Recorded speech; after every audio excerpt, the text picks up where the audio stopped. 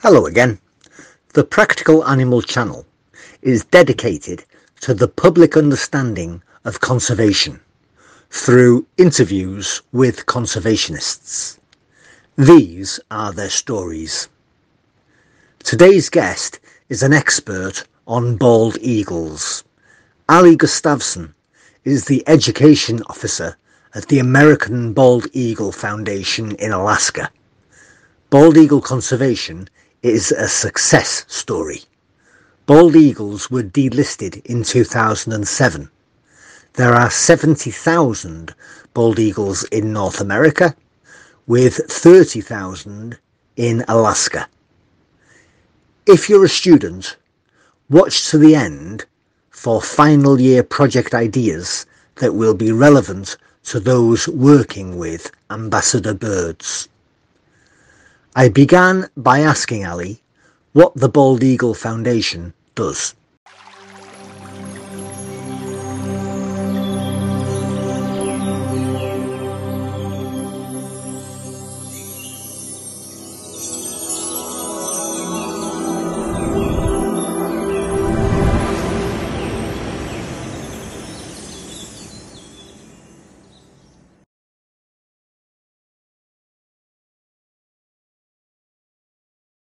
Yeah, absolutely. So we are a nonprofit nature center in Haines, Alaska.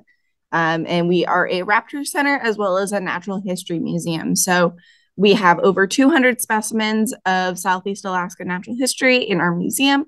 And then in our raptor center, we have 6 avian ambassadors. We have 3 eagles, 2 red-tailed hawks, and an eastern screech owl that represent their species and work to educate the public about conservation and wildlife in general.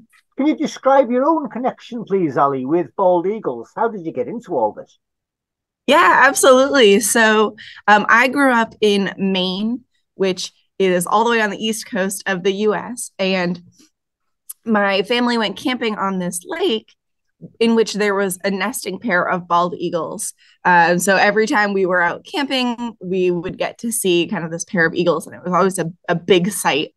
And then while I was doing my undergraduate degree in Maine, my degree is in wildlife ecology with a minor in education. And I did an internship at our nature center in Pennsylvania that was mostly summer camp and had a raptor center along with it. So once I got a taste of the way that the public can connect with live animals through education, I talked to some mentors there, and they said, well, we know a place in Alaska that can teach you how to do just exactly that. So after I finished my undergrad, I came out here to Alaska and have kind of worked my way up from an intern to the education manager position I hold now. What skills does a person need working with bald eagles, working with other raptors, and the museum side as well, please? Yeah, so definitely not being afraid to do hard work and get a little bit dirty. There's a lot of cleaning enclosures and prepping diets. These guys are obligate carnivores, which means that they are eating exclusively meat. So we are prepping rats and quails and rabbits and fish for them every morning. And it is raw. So if you're not into that, I would not suggest doing this line of work. But animal care can also be super rewarding. If you are interested in behavioral science, we do a lot of looking at their behaviors and reading their body language, as well as training with them. So communicating with them. That is definitely a skill that I have learned as I have progressed in my role here. What sort of body language is important in your line of work, and why, Ali? Yeah, so we look for comfort behaviors in all of the birds on our team because their comfort is our highest priority. This is a hard job that we're asking them to do. Bald eagles and other raptors are wild animals, so they're wired to be afraid of humans. So the ambassadors that we have on our team met specific criteria that they had the temperament and personality to be around humans, to be educators. So we look for things like sitting low on a perch and fluffing their feathers out and standing on one foot. We look for bathing and preening behaviors. We look for them engaging with their trainers while there are people around and interacting with their environment while there are people around. And all of those comfort behaviors tell us that that bird is comfortable in their space, in their enclosure. If we see uncomfortable behaviors like them pulling their feathers in and being very skinny, or flying around to a lot of different perches, not interacting with their trainers while there are folks around, then we would kind of reevaluate what about the environment we can change, and ultimately if this bird is at a place where it can comfortably do this job. Ali, what jobs are there with bald eagles? Well, there are animal care and education jobs like what I am doing. There are lots of small raptor centers as well as larger zoos that have birds and raptors and bald eagles in their care. There are also conservation and biology jobs. So there is a robust population of bald eagles here in North America. There are people who study them. There are folks who protect them, who, if you're into lawmaking and government, there are folks who are writing policies and laws to help protect not only bald eagles, but other wildlife. Currently, humans are a major concern in the conservation of eagles and other wildlife. We are affecting wild populations. There are policymakers out there who are kind of doing lots of work to mitigate the effect that humans are having on the natural world. Are bald eagles on the endangered species list, Ali? Are they considered endangered species, or you said there was a robust population in the US? Yeah, so they were endangered at one point in their natural history, and that was for a few reasons. There was a pesticide being used called DDT, which was kind of a catch-all pesticide. And what would happen is pests like mice, rats, small rodents would ingest this pesticide and then go back into the environment where they would then be eaten by an eagle or a hawk. That would, when they ingested the poisoned rodent, the poison would then enter their system, and it affected the way that they processed calcium. So when they laid eggs, they would be deformed and weak and misshapen. So when they'd go and lay on their eggs, they would break them. So birds were dying and no new birds were being added to the population. So they did have a population decline. And then there were a few laws enacted. So DDT was banned.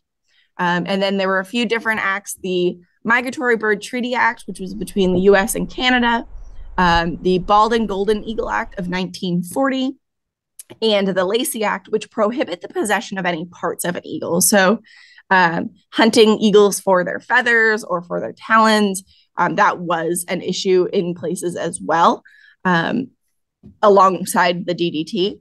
So by prohibiting possession of any parts of an eagle, that hunting became illegal. Through those restoration efforts and stopping the decline of their population, and then encouraging conservation breeding and reintroducing eagles into areas, they were actually delisted in 2007. It is estimated that there's about 70,000 bald eagles that live in North America, with about 30,000 of them living here in Alaska. Why is that 30% of the population in Alaska? So Alaska has an abundance of fish, an abundance of space. We're able to support a larger population of eagles than other areas of North America. How would you describe bald eagle conservation today? Right now, the biggest threat that they face is lead poisoning. When folks are hunting any other animal and they use lead ammunition, that lead ammunition, when it hits the animal that they're hunting, breaks up into tiny pieces. And then when whoever hunted that animal, takes the guts out of that animal in the field, they leave that gut pile. And eagles, besides eating fish, are also scavengers. They want to find those easy meals. So they see a whole pile of organs, and for them, that's a great meal. So they ingest it, but they're also ingesting tiny pieces of lead. And when they ingest that lead, it can make them very, very sick. So that is currently what conservationists are looking to change, is getting hunters on the side of conservation, which hunters typically want to conserve the animals that they are hunting so that they can continue to hunt either for sport or for sustenance. So just something as simple as changing from lead shot to copper ammunition. You don't have to change anything else, but just by eliminating lead from what you're using to hunt, you are now protecting eagles, vultures, condors, lots of bird species that are eating what you are discarding. How do you see bald eagle conservation changing over the next 10 years, especially if the switch is made from lead to copper? They were delisted, but their populations are still growing and have not reached kind of max capacity yet. Climate change is also a factor, and we call them anthropogenic changes, human caused changes. So, in terms of their conservation specifically, just everything we can do to help preserve the natural world is going to be helping these bald eagles as well. Has avian influenza affected your project? It absolutely has. As it came up the Pacific Flyway, which is the migratory corridor that we are a part of here, we had to take lots of actions to protect the birds that we have on our team. Raptors are especially susceptible to avian influenza, the highly pathogenic strain that is kind of going around right now. For our avian ambassadors, we had shoes that we only wore on site. So we weren't taking them out hiking or in any areas that wild birds would be around, possibly carrying the virus. We had bleach baths that we stepped in before we entered every enclosure, and we stepped in them as we exited enclosures. And we kind of did everything we could to discourage wild birds from coming into our space. Usually we have bird feeders out, and we're also a nature center. We want people to experience nature while they're here visiting us. But because of avian influenza, we really wanted to protect the birds on our team so that they were safe and could continue doing their job as educators. Here at the Bald Eagle Foundation, we do not do rehab. So all of the birds that live with us are permanent residents as educators. When there are injured birds in town, we are the ones who are called, but we just kind of pick them up, put them in a crate, and then we send them off on an airplane to another rehab facility in the area, which you have to access by plane. So we kind of stopped doing that, or when we did it, we had extra protocols in place where somebody would go out to collect the bird and send it either to the rehab, or if it was already deceased, we would send it up to the state vet so that they could test it. And then they would have to immediately go home and shower and be disinfected and not allowed to work around the birds in our care for the rest of the day because we had those very strict protocols to protect the birds on our team. This year, I haven't been hearing as much about it, but the summer is kind of just starting to pick up. So we are keeping tabs on it to see how it progresses this year. And if we need to increase what we're doing back to where we were at last summer, if it does end up in the area. And Ali, what about COVID? How did that affect things? COVID hit us relatively hard. The birds were fine. COVID does not affect birds, fortunately. But our primary industry here in Haines, as a very remote town, is cruise ship tourism. So our busiest season is the summer, when lots of cruise ships from all over the world come to stop here in Haines and visit our facility. And during the height of COVID, we could not have any cruise ships coming into town. People were not cruising. That's a petri dish of illness and not what you want to be doing during a global pandemic. So we didn't have any real admissions and programming seasons for a couple of years. Fortunately, as a small nonprofit, we were able to get some grants to help kind of keep our lights on and our doors open. And we are a small staff, so we kept feeding birds, we kept training, we trained lots of husbandry behaviors, so voluntary medical care, that sort of thing, while we had the time. And also kind of prepped for show behaviors so that when we were able to start doing big programs again, the birds would be super ready to do those behaviors and had already learned how to do them before everybody was back. So that's really interesting. You had kind of two categories of behavior that you were trying to train. So it was display behavior for the public, for want of a better expression, and also husbandry behavior. Can you talk a little bit more about the husbandry behavior, please? Yeah, so all of the birds on our team have voluntary crate behaviors. So they'll step into a crate and travel. Many of the birds on our team have voluntary talon trims. So they stand on this kind of dome perch that is PVC coated wire mesh that's about inch by inch, 1 inch by 1 inch squares. So we ask them to stand on that perch and then we can reach underneath their feet and trim their talons, just like you'd trim your own fingernails or a pet's nails. And they get paid with a piece of food every time they do that behavior. Every time we trim a nail, they get a piece of food. And so they know that they can leave at any time. But if they stay, they get a piece of food. We've taught voluntary eye drops for one of our owls who is blind in one eye, which is the most incredible behavior I've ever trained. We really worked real hard to make medical care and husbandry as easy as possible for these birds, because we can't explain to them what going to the doctor is, or that we need to clean an enclosure and they don't like us being in their space. So instead, we teach them things that they do understand. I can stand on this perch and wait for you to trim my talons, and I can move into this crate while you clean my enclosure. And that way they're doing something that they're familiar with, that they're comfortable with. And we can go in and do the things that like cleaning that maybe they weren't so comfortable with, or when we do have to do their medical exams, it takes much less time of that stressful event of the medical exam because we've already done the voluntary talon trims and eye drops and all of those things. That's brilliant. Absolutely love that. Brilliant. Are United States falconers permitted to fly bald eagles? Generally, they are not, because we have specific acts that kind of protect the bald eagles. They are not very commonly working with falconers. If a falconer in the US wants to work with a bald eagle or a golden eagle, they have to get a special permit from the government on top of their regular falconry permit. So they have to apply for a permit and work under a master falconer. Ali, can you offer any advice, please, for somebody who wants to work with bald eagles?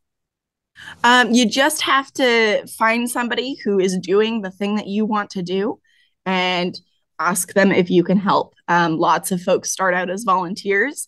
There are always aviaries to be cleaned. There's always diets to be prepped. And if you're more into kind of biology and management, there are plenty of researchers out there who are looking for field techs. So just kind of putting your foot in the door and making connections, networking is going to be your best friend. Can you suggest, for the students watching this, Ali, can you suggest a possible project title or thesis about bald eagles, please? I would love to see more research being done about the effects of lead poisoning, especially long-term effects, now that that is kind of the biggest conservation issue for these guys. And also just climate change in general. That's a very broad subject. So students may have to kind of narrow that down a little bit. But as those are kind of the biggest threats to bald eagles right now, I would love to see more research being done so that as an educator, I'm able to continue to pass along information to folks about how we can better protect our world. Fantastic. Ali, is there anything that you'd like to add? No, thank you so much for having me. It was great talking to you today. It was. Ali Gustavson, Education Manager at the Bald Eagle Foundation in Alaska. Thank you so much for being on the Practical Animal Channel. Absolutely.